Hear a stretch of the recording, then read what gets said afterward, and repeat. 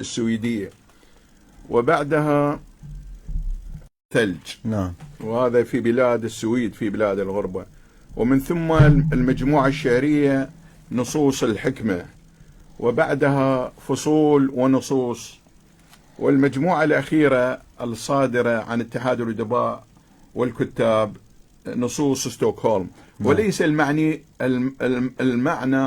هنا نصوص مكتوبة لستوكهولم. نعم أستاذ نجم، أيضا نحب أن نسمع إليك قصيدة كي نستفيد من الوقت، وربما بقي 3 دقائق. نعم. سأقرأ لك هذا النص، وهو أسميته خوذة الشاعر. نعم. وهذا النص تم الاهتمام به كثيرا من قبل عدد من الكتاب والشعراء والمهتمين، وكتب عنه دراسة نقدية مطولة الكاتب وديع العبيدي الذي يعيش في بريطانيا. خوذة الشاعر. في صباح رمادي مبكرا ليس كعادته نهض العسكري الجلف حازما أمره ليكون شاعرا، مستبدلا خوذته الخضراء ونجماته العسكرية بقراطيس وأقلام وقواميس. في الظهيرة توهجت قريحته قصائد عن الود والصداقة وكلمات مبهمة عن العدالة التي لم تسد وبعض الهذيان.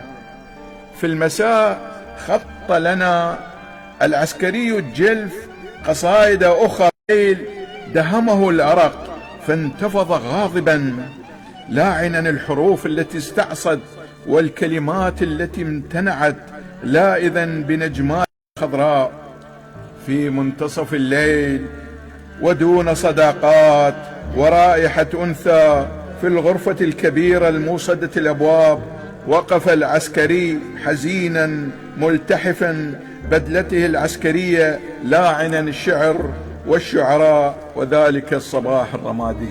أحسن، شكرا جزيلا لك أستاذ نجم. حقيقة كنت شاعرا رائعا وضيفا كضيوف الأحبة. حقيقة جميعكم كنتم خفيفي الظل وممتعين حقيقة، وتاريخكم وإنجازكم هو محط شرف لواسط والاتحاد واسط. فكلمة أخيرة تقولها قبل أن نختم. في البداية أعبر عن اعتزازي الكبير بكل كادر هذا البرنامج. نعم. وهذا الجهد موضع تثمين واعتزاز، وهو يسهم بشكل مباشر في إعلاء الشأن الثقافي لعموم الشأن الثقافي العراقي. أنا سعيد جدا في هذه اللحظات التي كنت معكم، وعبرت عن سعادتي وخلجات روحي بهذه الكلمات. شكرا جزيلا لك. وتشرفنا بك، وإن شاء الله تعالى تكون ضيف في حلقات أخرى.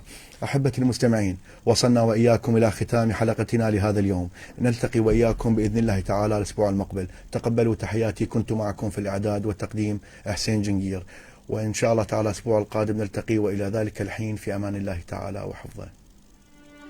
جزيل الشكر. شكرا جزيلا. شكرا. واحة الأدب.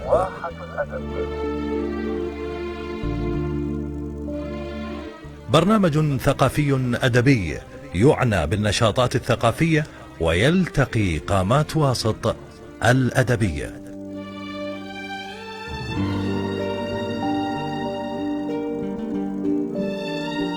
واحة الأدب، إعداد وتقديم حسين جنكير.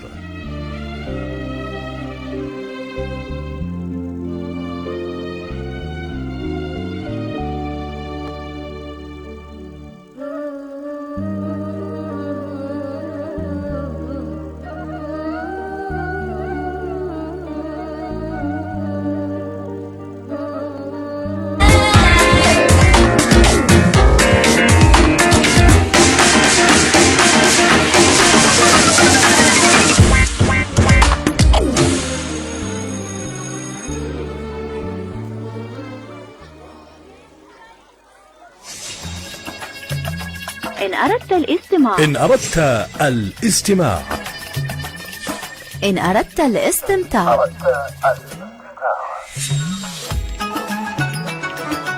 وإذا أردت اختيار